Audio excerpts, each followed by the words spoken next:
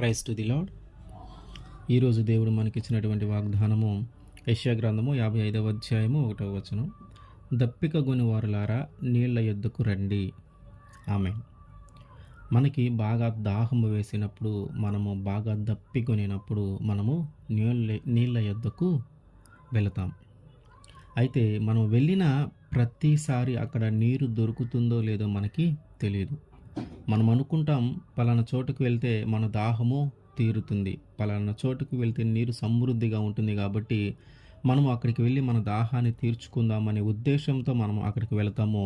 అయితే అక్కడ కొన్నిసార్లు నీరు దొరకకపోవచ్చు, అన్నిసార్లు మన దాహము తీరకపోవచ్చు. కొన్నిసార్లు మాత్రమే అక్కడ నీరు ఉండి మన దాహాన్ని తీర్చగలుగుతుంది. ఇదే అంశాన్ని మనము ఆత్మీయంగా కూడా చూడాలి. ఆత్మీయంగా కానీ చూస్తే నీరు అంటే రక్షణ, నీరు అంటే బాప్తీసము, నీరు అంటే యేసుక్రీస్తు వారు. మనము ఈ లోక పాపంలో పడిపోయి, ఈ లోక మాలిన్యంలో పడిపోయి, ఈ లోక ఆశల్లో పడిపోయి, ఈ పాపమంతటి నుంచి మనము విడిపించబడటానికి, ఈ పాపమంతటి నుంచి మనము తప్పించబడటానికి, ఈ పాపమంతటిని బట్టి మనము క్షమించబడటానికి మనము ఆశగోరి ఉంటే, మనము దప్పికొని ఉంటే, మనము ఆ నీళ్ళు అనే ఆ రక్షణ దగ్గరికి కానీ మనం వెళితే ఖచ్చితంగా ఆయన మన దాహము తీర్చగలిగిన దేవుడు. ఖచ్చితంగా ఆ పాపము నుంచి ఆయన మనల్ని విడిపించగలిగిన దేవుడు. ఖచ్చితంగా ఆ పాపము నుంచి మనకి విముక్తి కలుగుతుంది. ఆ దప్పిక ఏదైతే ఆశ ఉందో, ఏదైతే దప్పికొని ఎదురు చూస్తూ ఉన్నావో, ఈ పాపము నుంచి నేను విడిపించబడాలని, ఇదిగో ఆ రక్షణ నీకు సిద్ధము చేయబడి ఉంది. ఆ రక్షణ నీకు అందుబాటులోనే ఉంది.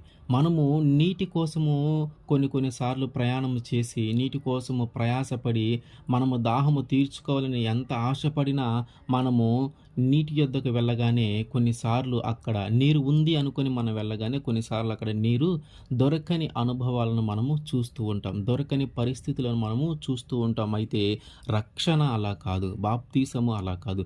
నువ్వు ఎప్పుడైతే లోకంలో నుంచి బయటపడాలనుకుంటున్నావో, ఎప్పుడైతే పాపంలో నుంచి బయటపడాలనుకుంటున్నావో, ఎప్పుడైతే ఈ పాపాన్నంతా క్షమింపబడాలని, పవిత్రంగా జీవించాలని, పరిశుద్ధంగా జీవించాలని నువ్వు ఆశగొని దప్పికగొని వాడినవైతే, ఇదిగో రక్షణ నీకు ఎల్లప్పుడూ అందుబాటులోనే ఉంది.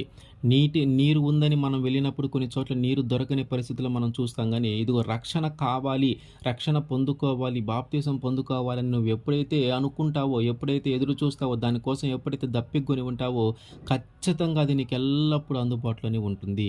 ఎల్లప్పుడూ అది నువ్వు పొందుకోవటానికి అందుబాటులోనే ఉంటుంది. అయితే మనము కొన్నిసార్లు ఎందుకు నీరు దొరకని పరిస్థితుల్లో మనము చూస్తూ ఉన్నాం. మనము నీరు ఉందనుకొని మనం వెళుతూ ఉన్నాం, కానీ మనకి ఆ నీరు దొరకట్లేదు. మనము నీరు ఉందని ఆశపడి మనం వెళుతూ ఉన్నాం, కానీ అక్కడ నీరు లేక మన నాలుక ఎండిపోయే పరిస్థితులు మనము చూస్తూ ఉన్నాం. ఇర్మీయా గ్రంథము 14వ అధ్యాయము 3వ వచనం. వారిలో ప్రధానులు బీదవారిని నీళ్ళ యొద్దకు పంపుచూ ఉన్నారు. వారి చెరువుల యొద్దకు రాగా నీళ్లు దొరకటలేదు. వట్టి కుండలు తీసుకొని వారు మరలా వచ్చుచూ ఉన్నారు. సిగ్గును అవమానమును నొందిన వారే తమ తలలు కప్పుకొనుచూ ఉన్నారు. ఏం చేస్తున్నారంటే వీళ్ళు ఏం చేస్తున్నారంటే, పలానా చోట పలానా చెరువులో నీరుందని ఎంతో ఆశగా వట్టి కుండలు తీసుకొని వెళుతూ ఉన్నారు. వట్టి కుండలు అంటే అందులో ఏమీ లేదు, ఖాళీగా ఉంది అని. ఆ కుండలను తీసుకొని వెళ్ళి ఆ చెరువులో ఉన్నటువంటి నీటిని ఆ కుండలను నింపుకొని తిరిగి ఇంటికి తెచ్చుకొని తమ యొక్క దాహాన్ని తీర్చుకుందామనే ఆశతో వారు వెళుతూ ఉన్నారు. కానీ అక్కడ ఏం జరుగుతుందంటే, వీరు కుండలు తీసుకొని వెళ్ళగానే అక్కడ చెరువులో నీరు ఉండట్లేదు. వీళ్ళు ముందు ఏం భావించారు, ఆ చెరువులో సమృద్ధిగా నీరు ఉంది, ఆ చెరువులో నీరు ఉంది కాబట్టే వీరు కుండలు తీసుకొని అక్కడ దాకా వెళ్ళారు, ఆ నీటిని నింపి తెచ్చుకొని వారి యొక్క దాహాన్ని తీర్చుకుందామని. కానీ అక్కడికి వెళ్ళినాక ఏం జరిగింది, ఆ చెరువులో నీరు లేక తిరిగి వట్టి కుండలు, అందులో ఏమీ నింపుకోకుండా వట్టి కుండలు తీసుకొని తిరుగు ప్రయాణమయ్యారు. వట్టి కుండలు తీసుకొని తిరిగి ఇంటికి వస్తూ ఉన్నారు. దానిని బట్టి వాళ్ళు అవమానపడతా ఉన్నారు. అయ్యో, నేను ఎంత ఆశపడి వెళ్ళాను కదా, నేను ఎంతో దాహంతో వెళ్ళాను కదా, నా దాహము తీరలేదు, నా నాలుక ఎండిపోతా ఉంది. ఇదిగో ఎంతో ఆశపడ్డానో నా దాహము తీరుతుందని, ఎంతో ఆశపడ్డానో అక్కడ నాకు నీరు దొరుకుతుందని అని మనము వారనుకుంటున్నారు ఎంతో ఆశపడి వెళ్ళాం గదా! కానీ తిరిగి అవమానముతో, సిగ్గుతో మనము మన తలలు కప్పుకొని తిరిగి వస్తూ ఉన్నాము. మనం నమ్మిన అది మనకి ఆ నీటిని ఇవ్వలేకపోయింది. మన యొక్క ఆధ్యాత్మిక జీవితంలో గూడా అంతే. మనకు రక్షణ ఇవ్వలేని చోటికి మనము అనేక సార్లు వెళ్తా ఉంటాం రక్షణ పొందుకోవాలని. మనల్ని పాపము నుంచి విడిపించగలిగినది ఏదో ఉంది అని మనం అక్కడికి వెళుతూ ఉన్నాం గానీ, అది ఏది మనల్ని పాపం నుంచి విడిపించేది కాదు. ఈ లోకంలో ఉన్నటువంటి విగ్రహాలైనా, ఈ లోకంలో ఉన్నటువంటి దేవతలు అనబడేవైనా, దేవుళ్ళు అనబడేవైనా వాటన్నిటి దగ్గరికి మనం వెళుతా ఉన్నాం. ఎందుకంటే మన పాపము క్షమింపబడాలని వాడి దగ్గరికెళ్ళి మనం ప్రాధేయపడతా ఉన్నాము. మా పాపాలు క్షమించు, మా పాపాలు క్షమించని వాడి దగ్గర ప్రాధేయపడతా ఉన్నాం గానీ, మన పాపాలు క్షమించబడవు. ఎందుకంటే అక్కడ నీరు లేదు. ఎందుకంటే అక్కడ రక్షణ లేదు. నువ్వు పూజించే వాటికి, నువ్వు ఆరాధించే వాటికి రక్షణనిచ్చే అధికారము లేదు. పాపము నుంచి విడిపించే అధికారము లేదు. అది ఒక్క యేసుక్రీస్తు వారికి మాత్రమే ఉంది. ఒక్క యేసుక్రీస్తు వారికి మాత్రమే ఉంది. అందుకని మనము ఈ లోక ఆశల్లో, లోక పాపంలో పడిపోయి, ఇదిగో ఎక్కడ రక్షణ దొరుకుతుందేమో, ఇదిగో ఎక్కడ నా పాపం పరిహరించబడుతుందేమో, ఎక్కడ నేను రక్షించబడతానేమో అని మనము ఈ లోకమంతా తిరుగుతా ఉన్నాం. మనము ఈ లోకమంతా తిరుగుతూ ఉన్నాం కానీ మనకు మాత్రము నీరు దొరకట్లేదు. మనకు మాత్రము రక్షణ దొరకట్లేదు. ఆ రక్షణ అనుభవాన్ని మాత్రం మనం పొందుకోవట్లేదు. ఎంతో ఆశపడతా ఉన్నాం. ఇదిగో ఈ దేవుడు నా జీవితంలో ఉన్నటువంటి ఈ శ్రమ నుంచి నన్ను విడిపిస్తాడేమో, ఇదిగో ఈ దేవత నా జీవితంలో ఉన్నటువంటి ఈ ఉపద్రవము నుంచి, ఈ పాపం నుంచి నన్ను విడిపిస్తుందేమో, ఈ శ్రమ నుంచి నన్ను విడిపిస్తుందేమో, ఈ వ్యాధి నుంచి నన్ను విడిపిస్తుందేమోనని మనము రకరకాల ప్రయత్నాలు చేస్తూ ఉన్నాం. రకరకాల దేవతలు అనబడే వాళ్ళ దగ్గరికి మనం వెళ్తూ ఉన్నాం. దేవుళ్ళు అనబడే వాళ్ళ దగ్గరికి మనం వెళ్తూ ఉన్నాం కానీ వారు ఎక్కడ నీకు దాహము తీరట్లేదు, ఎక్కడ నీ పాపము క్షమించబడట్లేదు, ఎక్కడ నీ సమస్య దూరం అవ్వట్లేదు, ఎక్కడ నీ వ్యాధి నయము కావట్లేదు. ఎందుకంటే దాహము తీర్చగలిగే స్థితిలో వారు లేరు. నీకు రక్షణ ఇవ్వగలిగిన స్థితిలో వారు లేరు. రక్షణ ఇవ్వగలిగిన స్థితిలో వారు లేరు. వారికి అధికారము లేదు. మనము ఎంతో ఆశపడతా ఉన్నాం. ఎంతో ఆశపడి మనం వెళతా ఉన్నాం. ఇదిగో ఈ గుడికి వెళితే మనలో ఉన్నటువంటి ఈ పాపము పోతుంది, లేదా ఈ పూజ చేస్తే మనలో ఉన్నటువంటి పాపము పోతుంది, లేదా మనము ఈ దీక్షలు తీసుకుంటే మనలో ఉన్నటువంటి పాపము పోతుంది అని మనం ఆశపడతా ఉన్నాం. మన దాహము తీరుతుందని మనం ఎదురు చూస్తూ ఉన్నాం కానీ అవి ఏవి నీలో ఉన్నటువంటి పాపాన్ని పోగొట్టలేకపోతా ఉన్నాయి. అవి ఏవి నీకు రక్షణ అనుభవాన్ని ఇవ్వలేకపోతా ఉన్నాయి. మనము లోకంలో వెతుకుతా ఉన్నాం, లోక పాపంలో వెతుకుతా ఉన్నాం. ఈ మనము వెతకని ప్రదేశం అంటూ ఏది లేదు. కానీ ఎక్కడ మనకి రక్షణ దొరకట్లేదు, ఎక్కడ మనకి నీరు దొరకట్లేదు. ఎందుకు నీరు దొరకట్లేదు మనకి? ఎందుకు? మనం ఎక్కడ వెతుకుతా ఉన్నాం? మనము చెరువు దగ్గరికి నీరుండి అని వారు వెళ్ళారు కానీ అక్కడ చెరువులో నీరు లేదు. మరి ఎక్కడ వెతకాలి వీరు? మనం ఎక్కడ వెతుకుతున్నాం? నీరు ఉన్న ప్రదేశంలో వెతుకుతున్నామా, నీరు లేని ప్రదేశంలో వెతుకుతున్నామా? అసలు మనకి నీరు ఎందుకు దొరకట్లా? మనకి రక్షణ ఎందుకు దొరకట్లా? ఇర్మియా గ్రంథము 2వ అధ్యాయము 13వ వచనం. నా జనులు 2 నేరములు చేసి ఉన్నారు, జీవజలముల ఊట అయిన నన్ను విడిచి ఉన్నారు. జీవజలముల ఊట అయిన నన్ను విడిచి ఉన్నారు. తమ కొరకు తొట్లను బద్దలై నీళ్లు నిలవని తొట్లను తొలపించుకొని ఉన్నారు. ఏం చేశారంట ఇజ్రాయేల్ ప్రజలు? అంటే ఎవరు? మనమే. ఏం చేశామంట? మనం ఒక నేరము చేసాం, మనం ఒక పాపము చేసాం. అది ఏంటి అంటే జీవజలముల ఊట అయిన ఆయనను విడిచిపెట్టి ఈ లోకమంతా నీటి కోసం వెతుకుతా ఉన్నాం. జీవజలముల ఊటనిచ్చేటటువంటి దేవుణ్ణి వదిలిపెట్టుకొని ఈ మనలో మనకి దాహము తీరటానికి, నీటిని పొందుకోవటానికి ఆయన్ని వదిలిపెట్టి ఈ ప్రపంచం మొత్తం తిరుగుతూ ఉన్నాం. నీరు దొరుకుతుందేమో, నా దాహము తీరుతుందేమోనని. ఆయన ఏమంటున్నాడు? మీరు జీవజలముల ఊటైన నన్ను వదిలిపెట్టి మిగతా ప్రపంచమంతా తిరిగినా కూడా మీకు నీరు ఎక్కడ దొరుకుతుంది? నీరు నా దగ్గర ఉంది, ఊట నా దగ్గర ఉంది. ఆ ఊట దగ్గరికి వస్తే మీ దాహం తీరుతుంది కానీ ఆ ఊట దగ్గరికి రాకుండా ఊరు మొత్తము, గ్రామం మొత్తము, దేశం మొత్తము, ప్రపంచం మొత్తం తిరిగినా కూడా ఉపయోగం ఏముంది? ఎక్కడ మీకు నీరు దొరకదు. మీ కుండలు మళ్ళీ వట్టి కుండలుగా తీసుకొని అవమానముతో, సిగ్గుతో తిరిగి మళ్ళీ రావాల్సిందే. ఎంత ఆశపడి వెళ్తా ఉన్నావు నీరు దొరుకుతుందని, ఎంత ఆశపడి వెళ్తా ఉన్నావు దప్పిక తీరుతుందని, ఎంత ఆశపడతా ఉన్నావు దాహము తీరుతుందని. కానీ జీవజలములు ఉన్నటువంటి ప్రదేశానికి నువ్వు రాకుండా ఈ ప్రపంచమంతా తిరిగితే ఉపయోగం ఏముంది? ఎక్కడైతే నీకు నీరు సమృద్ధిగా దొరుకుతుందో అక్కడికి రావాలా. జీవజలముల ఊట ఎక్కడైతే ఉందో అక్కడికి రావాలి. అక్కడికి రాకుండా అది ఒక్కటి వదిలిపెట్టేసి మిగతా ప్రపంచమంతా, మిగతా ప్రాంతమంతా తిరుగుతా ఉంటే నీకు నీరు ఎక్కడ దొరకదు. మన ఆధ్యాత్మిక జీవితంలో కూడా అంతే. మనకి రక్షణ ఇవ్వగలిగింది మన దేవుడు. మనకు బాప్తీసం ఇవ్వగలిగింది మన దేవుడు. మన పాపాలని క్షమించగలిగింది మన దేవుడు. మన పాపాల నుంచి మనం విముక్తి చేయగలిగింది మన దేవుడు. తిరిగి ఆ పాపంలో పడిపోకుండా కాపాడగలిగేది మన దేవుడు. ఆయన్ని వదిలిపెట్టుకొని లోకంలో ఉన్న ప్రతి వాళ్ళ దగ్గరికి మనం వెళ్ళి మమ్మల్ని రక్షించండి, మమ్మల్ని పాపం నుంచి విడిపించండి, మా జీవితంలో ఈ శ్రమ వచ్చింది మమ్మల్ని కాపాడండి, మా జీవితంలో ఈ వ్యాధి వచ్చింది మమ్మల్ని కాపాడండి, మా కుటుంబంలో సమాధానం లేదు మాకు సమాధానాన్ని ఇవ్వండి అంటే అవి ఎక్కడి నుంచి తెచ్చిస్తాయి? వాటికి అధికారము లేదు.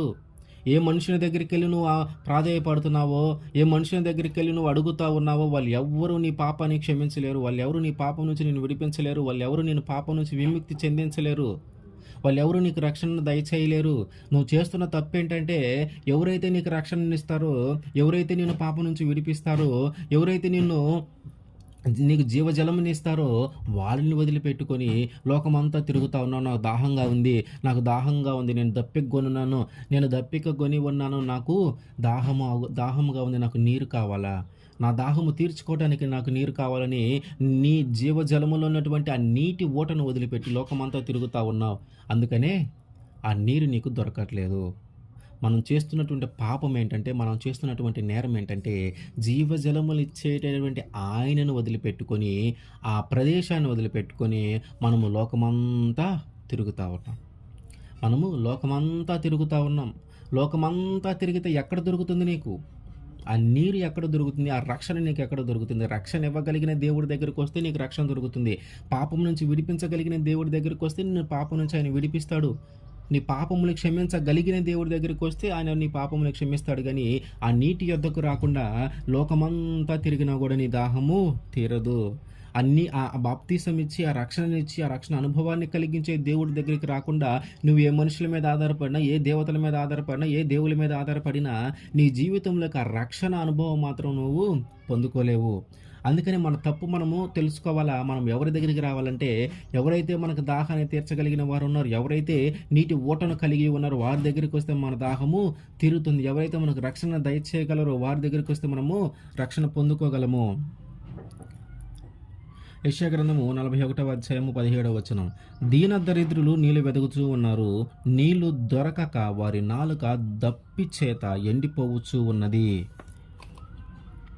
యెహోవా అను నేను వారికి ఉత్తరమిచ్చేదను, ఇజ్రాయేలీయుల దేవుడనైన నేను వారిని విడనాడను. వాళ్ళు నీళ్లు వెదుగుచూ ఉన్నా కూడా వారికి నీరు దొరకట్లా. వాళ్ళు ఎంతగా నీరు వెతుకుతున్నా వారికి నీరు దొరకక వారి నాలుకంట దప్పి చేత ఎండిపోతా ఉందంట. అయితే నీవు నీరు కోసం ఎంత ప్రయత్నం చేస్తూ ఉన్నావో, నీరు దొరకక నీ నాలుక ఎంతగా ఎండిపోతూ ఉందో, నీరు దొరకక నువ్వు ఎంత ఇబ్బంది పడుతున్నావో ఆ ఇబ్బంది అంతా ఆయన చూస్తూ ఉన్నాడు.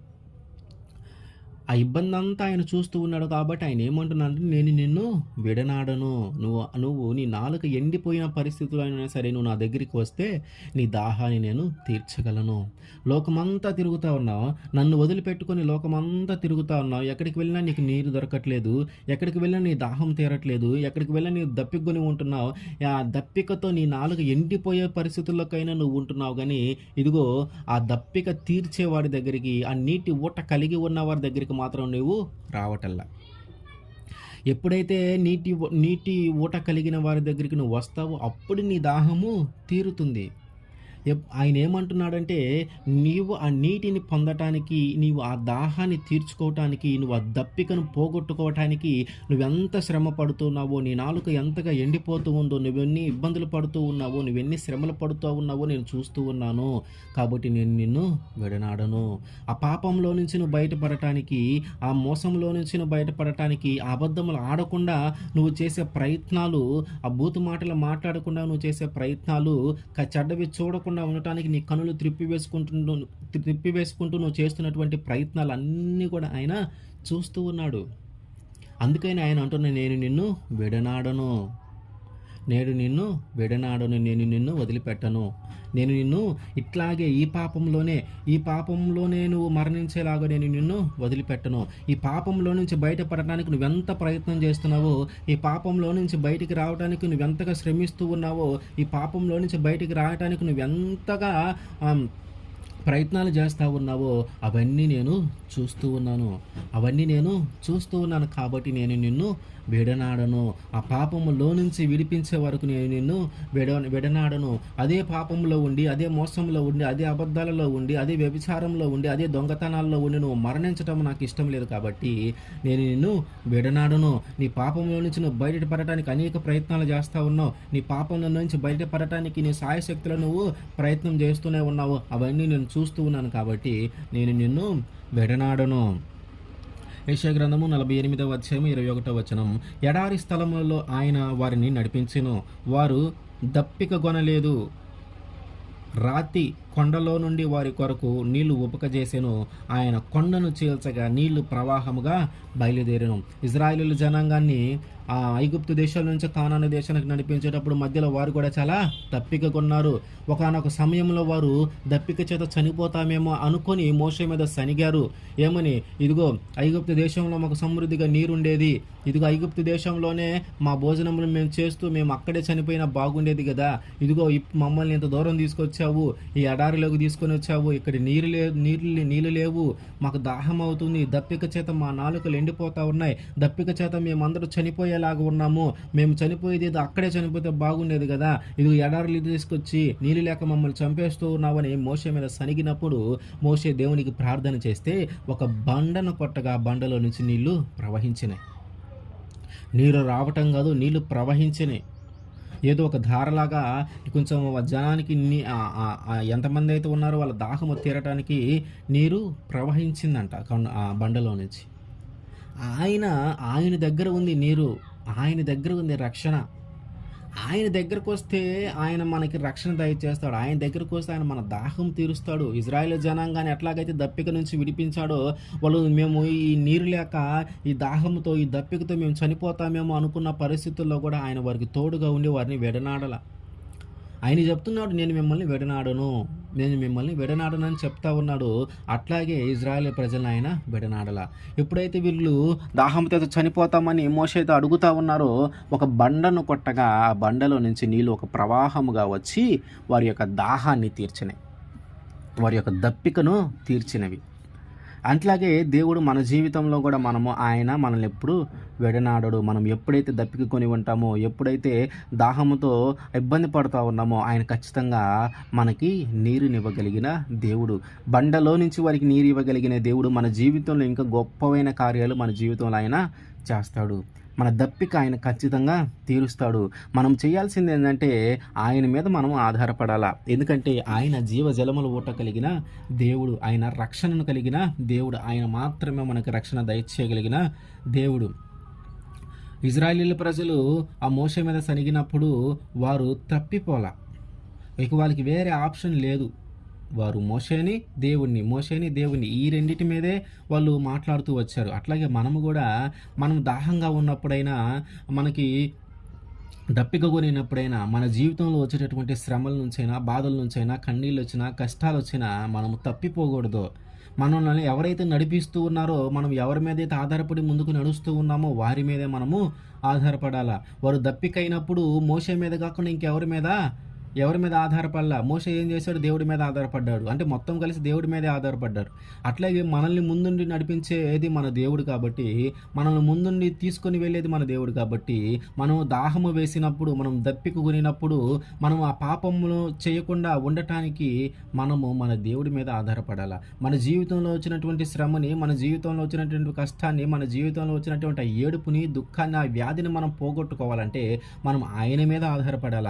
ఎప్పుడైతే ఆయన మీద ఆధారపడతామో అప్పుడు ఆయన మన పాపంలో నుంచి ఆయన మనల్ని విడిపిస్తాడు.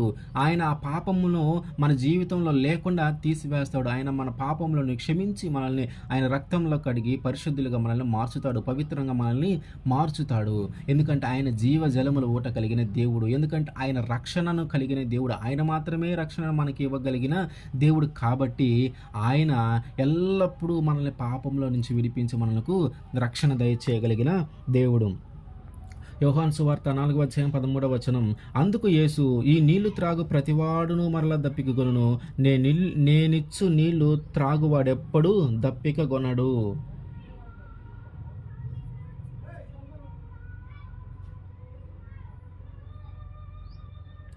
నేను వానికిచ్చు నీళ్లు నిత్య జీవమునకై వానిలో ఊరడి నీట బుగ్గగా ఉండునని వారితో చెప్పాను. ఏంటట, మనము లోకంలో ఉన్నటువంటి ఈ నీరు కోసం ఎంతగా ప్రాధేయపడతా ఉన్నామో, అయితే ఆ నీరు మనం త్రాగిన వెంటనే మళ్ళీ కొంచెం సేపటికి మళ్ళీ మనకి దాహము వేస్తుంది. మళ్ళీ కొంచెం సేపటికి మనకి నీరు అవసరం అవుతుంది. కానీ దేవుడేమంటున్నాడంటే, ఆత్మీయంగా ఆయన ఏం మాట్లాడుతున్నాడంటే, మీరు ఎప్పుడైతే ఈ లోక పాపము నుంచి విడిపించబడడానికి ఆశపడి ఈ లోక పాపంలో నుంచి బయటికి రావాలని దప్పికగొని ఉంటే, ఇదిగో నేను మీకు జీవజలముల ఊటను ఇస్తాను. నేనిచ్చే నీరు నిత్య జీవంలోకి మిమ్మల్ని నడిపిస్తుంది. ఇక మీరు ఎప్పుడైతే రక్షణ తీసుకుంటారో, ఎప్పుడైతే బాప్తిసం పొందుకుంటారో, ఇక మీరు ఎప్పుడు ఆ పాపంలో పడిపోరు. ఇంకెప్పుడు ఆ పాపంలో పడిపోకుండా నేను మిమ్మల్ని కాపాడుకుంటూ వస్తాను. ఆయన ఇచ్చే నీరును మనం తాగినప్పుడు మనకి నిత్య జీవము కలుగుతుంది. ఆయన ఇచ్చే నీరు మనం త్రాగినప్పుడు ఇంకెప్పుడు మనము దప్పిక గొనము. ఎప్పుడైతే నీ పాపాలు ఒకసారి క్షమించబడినాయో, ఎప్పుడైతే నీ పాపాల నుంచి ఆయన విముక్తి కలిగించి నీ పాపాలన్నిటిని బట్టి నిన్ను విడిపించి నీకు రక్షణను దయచేసి ఉన్నాడో, ఇక తిరిగి నువ్వు ఆ పాపంలో పడి మళ్ళీ దేవుని యొక్క రక్షణ కోసం నువ్వు ఎదురు చూసే అవసరము లేదు. ఇక మళ్ళీ నీవు దప్పిక గొనవు. మనము పాపంలో నుంచి విడిపించబడటానికి, మనము పాపమును జయించి ముందుకు రావటానికి, మన పాపములు క్షమింపబడటానికి ఆయన మనకి సహాయము దయచేసి మన పాపములన్నిటిని ఆయన రక్తంలో కడిగి మనల్ని పవిత్రునిగా పరిశుద్ధులుగా మార్చినప్పుడు, మనకి రక్షణ దయచేసినప్పుడు మనము తిరిగి పాపంలో పడిపోయి ఆయన రక్షణ కోసం మనం ఎదురు చూసే అవసరము లేదు. ఎందుకంటే ఆల్రెడీ ఆయన మన దాహము తీర్చాడు, ఆల్రెడీ ఆయన మన దప్పిక తీర్చాడు, ఆయన మనకి రక్షణనిచ్చాడు. కాబట్టి తిరిగి మనం ఆ పాపంలో పడిపోకుండా మనం జాగ్రత్తగా ఉండాలా. తిరిగి ఆ పాపంలో పడిపోకుండా, తిరిగి మనము రక్షణ కోసం ఎదురు చూడకుండా, తిరిగి మనం దప్పిక కొనకుండా మనము జాగ్రత్తగా ఉండాలి. ఆయనే చెప్తా ఉన్నాడు, తిరిగి మీరు ఎప్పుడు దప్పిక గొనరు.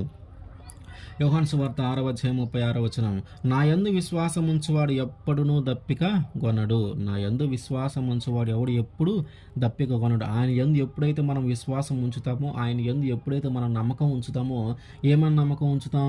ఆయన నా పాపములన్నీ క్షమించాడు, ఆయన నన్ను పాపము నుంచి విడిపించాడు, నా పాపములన్నిటి నిమిత్తము ఆయన రక్తము కార్చి, ఆయన రక్తంలో నా పాపములన్నిటిని కడిగి నన్ను పవిత్రునిగాను పరిశుద్ధముగాను మార్చాడు అనే విశ్వాసము మనకి ఉండాలి. తిరిగి నేను ఎప్పుడు ఇక ఆ పాపంలో పడిపోను, ఆ పాపము ఇక నన్ను ఎప్పుడు జయించలేదు అనే విశ్వాసము మనలో ఉండాలి, ఆ నమ్మకము మనలో ఉండాలి. అప్పుడు మనము తిరిగి ఎల్లప్పుడూ దప్పిక కొనము. ప్రకటన గ్రంథము 21:6 మరియు ఆయన నాతో ఇట్లా, నేను సమాప్తమైనవి నేనే అల్ఫాయు ఒమేగాయు, అనగా ఆదియు అంతమునై ఉన్న వాడను. దప్పిక గొనువానికి జీవజలముల బుగ్గలోని జలమును నేను ఉచితముగా అనుగ్రహింతును. మన దాహము తీరాలంటే ఇప్పుడు ఉన్న పరిస్థితుల్లో మనము ఆ నీటిని ఎంతో కొంత ధనాన్ని వెచ్చించి కొనాల్సిన అవసరము ఉంది. ఈ లోకంలో ఉన్నటువంటి మన దాహము తీరాలంటే, ఆ నీటిని మనము తాగాలంటే ఎంతో కొంత ధనము వెచ్చించి దాన్ని కొని మనము తాగాల. అయితే ఆయన ఇచ్చేటటువంటి జీవజలముల ఊటంట ఉచితముగానే మనకి అనుగ్రహిస్తూ ఉన్నాడంట. మనము ధనము వెచ్చించి కొనినటువంటి ఈ నీరు కొంచెం సేపు ఆగిన తర్వాత తిరిగి మనకి దాహము వేస్తుంది, మళ్ళీ మనం ధనము పెట్టి కొనుక్కొని తాగాల. కానీ ఆయన ఇచ్చేటటువంటి నీరు ఉచితంగా ఇస్తున్నాడు, అది జీవజలములు. అది ఆ నీటిని తాగితే మనం ఎల్లప్పుడూ దప్పిక కొనము. ఆయన ఇచ్చేటటువంటి రక్షణను మనము ఉచితంగా పొందుకుంటా ఉన్నాం. ఆయన ఇచ్చేటటువంటి రక్షణ కోసము నువ్వేమి వెల చెల్లించట్లా, ఆయన ఇచ్చేటటువంటి రక్షణ కోసం నువ్వేమి ధనాన్ని హెచ్చించట్లా. ఆయన ఆ రక్షణను నీకు ఉచితంగానే ఇస్తున్నాడు, ఆయన ఆ బాప్తీసమును నీకు ఉచితంగానే ఇస్తున్నాడు. ఎందుకు అంటే ఆయనకి మనమంటే చాలా ఇష్టం, ఆయనకి మనమంటే చాలా ప్రేమ. అందుకని ఇంత ప్రేమించేటటువంటి మనము ఒకవేళ పాపంలో పడిపోతూ ఉన్నావేమో, మనము ఈ లోక ఆశల్లో పడిపోతూ ఉన్నామేమో, ఈ లోక మాలిన్యము మన అంటుకుంటుందేమోనని ఆయన బాధపడుతూ ఉచితంగానే మనకు ఆ రక్షణ ఆయన దయచేస్తూ ఉన్నాడు. కాబట్టి ఆయన ఇచ్చే నీళ్లు తాగటానికి మనము సిద్ధపడి ఉండాలి. ఆయన ఇచ్చే నీరు తాగాలి మనం. ఎప్పుడైతే ఆయన ఇచ్చే నీరు మనం తాగుతామో అవి జీవజలము. అవి మనల్ని తిరిగి దప్పిక కొననివ్వవు. అవి తిరిగి మనల్ని దప్పిక కొని కొననివ్వవు. మనం ఎప్పుడైతే దాహంగా ఉన్నామో, ఎప్పుడైతే దప్పిక కొని ఉన్నామో, మనం చేయాల్సింది ఏందంట, నీరు ఎక్కడైతే ఉందో అక్కడికి వెళ్ళాల. మనము కుండలు తీసుకొని ఒట్టి కుండలు తీసుకొని మనము నీరు లేని ప్రదేశానికి వెళ్ళి మనం ఎంత వెతికినా గూడా మనకి నీరు దొరకదు. ఎక్కడైతే జీవజలముల ఊట ఉందో, ఎక్కడైతే రక్షణ ఉందో అక్కడికి వెళితే మన దాహము తీరుతుంది. అక్కడికి వెళితే మనకు రక్షణ దొరుకుతుంది. ఆ జీవజలముల ఊట కలిగినటువంటి యేసుక్రీస్తు వారి దగ్గరికి వెళితే మన దాహము తీరుతుంది. ఆయన అదే అంటున్నాడు, మీరు దప్పికగొని ఉంటే నేల యొద్దకు రండి. నీరు ఎక్కడుంది? నీరు యేసుక్రీస్తు వారి దగ్గర ఉంది. మనం ఎక్కడికి రావాలి? యేసుక్రీస్తు వారి దగ్గరికి రావాలి. ఎప్పుడైతే మనకు దాహం అవుతుందో, ఎప్పుడైతే దప్పిక కొని ఉన్నామో, అప్పుడు ఆ నీరు లభించే ప్రదేశము, ఆ నీరు లభించే వ్యక్తి యేసుక్రీస్తు వారు. ఆయన దగ్గరికి మనము రావాలా. ఆయన దగ్గరికి వచ్చినప్పుడు మన దాహము తీర్చబడుతుంది. మనకు రక్షణ దయచేయబడుతుంది. ఆమేన్.